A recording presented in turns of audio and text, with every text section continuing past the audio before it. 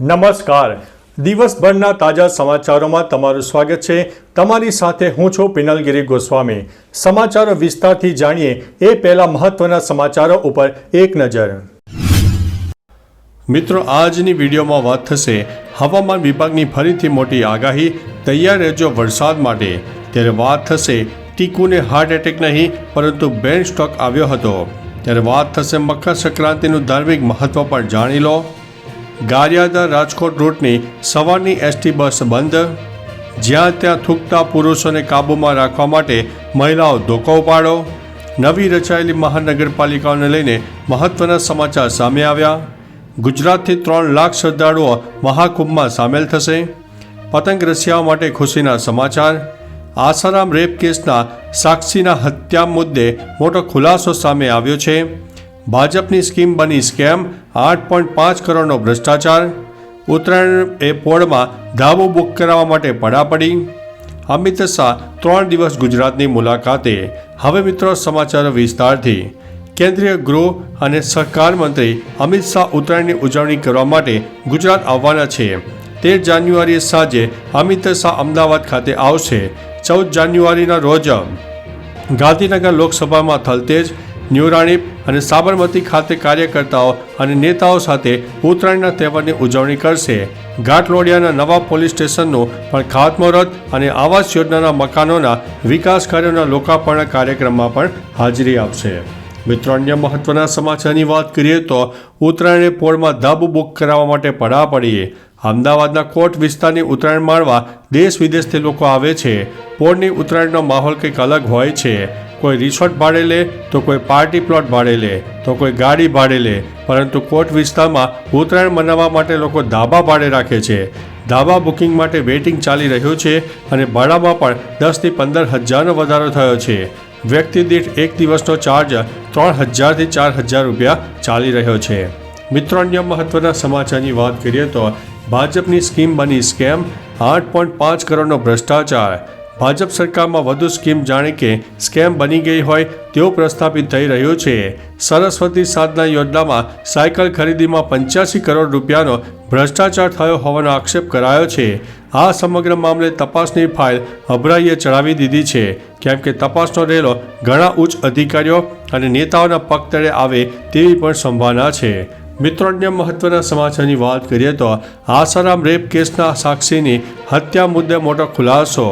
રાજકોટમાં આરોપી કિશોર બોડકેની પૂછપરછ કરાઈ છે, જેમાં જાણવા મળ્યું છે કે આસારામ સામે પડેલા લોકોનું હિટ લિસ્ટ બનાવ્યું હતું, જેમાં 400થી વધુ વિરોધીઓનું હિટ લિસ્ટ બનાવીને હત્યાનો પ્લાન બન્યો હતો. આ સમગ્ર કેસમાં સીઆઈડી ક્રાઇમમાં 5 દિવસના રિમાન્ડની તપાસ મેળવીને કાર્યવાહી કરી રહી છે. વૈદ્ય અમૃત પ્રજાપતિની ગોળી મારીને હત્યા થઈ હતી, જેમાં આરોપી બોડકે 10 વર્ષથી ફરાર હતો, જે હવે પકડાઈ ગયો છે. મિત્રો, અન્ય મહત્વના સમાચારની વાત કરીએ તો પતંગ રસિયાઓ માટે ખુશીના સમાચાર. હવામાન નિષ્ણાત અંબાલાલ પટેલે ફરી એકવાર આગાહી કરતા જણાવ્યું છે કે ઉત્તરાયણ અને વાસી ઉત્તરાયણના દિવસે હવાની ગતિ સારી હશે, જેથી લોકોને પતંગ ચગાવવા માટે મહેનત કરવી નહીં પડે. વાસી ઉત્તરાયણના દિવસે રાજ્યભરમાં ભારે પવન જોવા મળશે. રાજ્યમાં તમામ જિલ્લામાં 6 થી 14 કિલોમીટર પ્રતિ કલાકની ઝડપે પવન ફૂંકાશે. ઉલ્લેખનીય છે કે હાલ અમદાવાદ સહિત ઘણા જિલ્લાઓમાં ઠંડીનું પ્રમાણ ઘટતા લોકોએ હાશકારો અનુભવ્યો છે. મિત્રો, અન્ય મહત્વના સમાચારની વાત કરીએ તો ગુજરાતથી 3 લાખ શ્રદ્ધાળુઓ મહાકુંભમાં સામેલ થશે. ઉત્તર પ્રદેશના પ્રયાગરાજમાં યોજાનારા મહાકુંભ 13મી જાન્યુઆરીથી 26મી ફેબ્રુઆરી સુધી યોજાનારા મહાકુંભમાં આ વખતે ગુજરાતમાંથી પણ 3 લાખથી વધુ શ્રદ્ધાળુઓ પ્રયાગરાજ પહોંચે તેવી શક્યતા છે.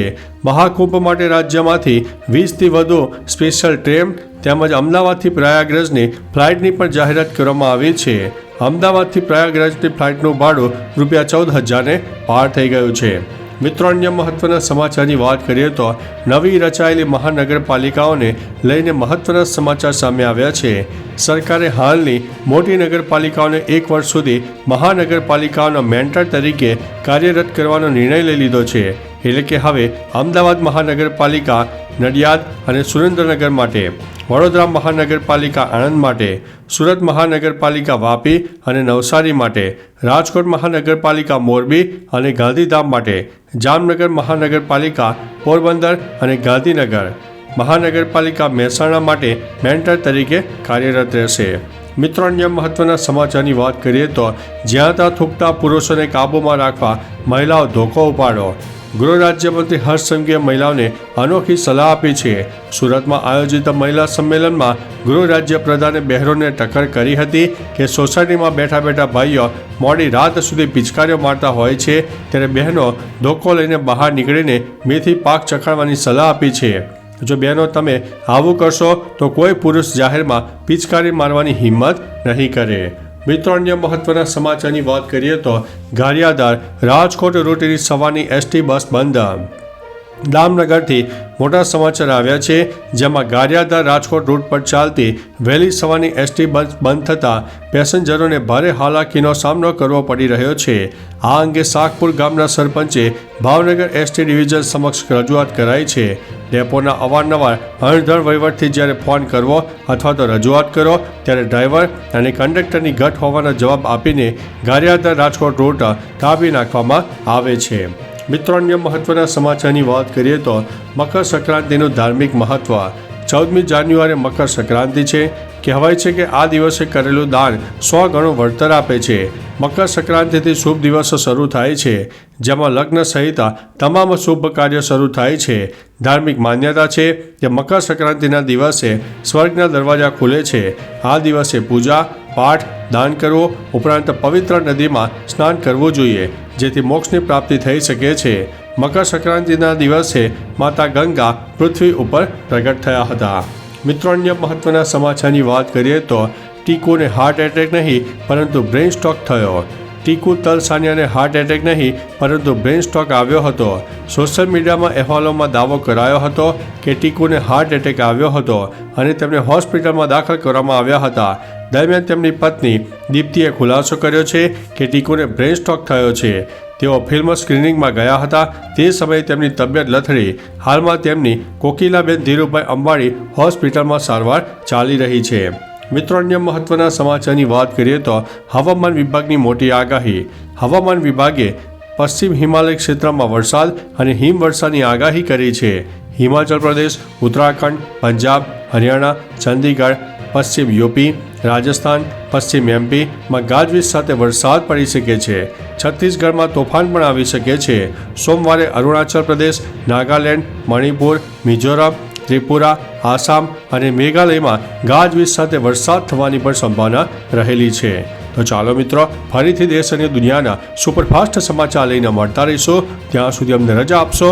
નમસ્તે.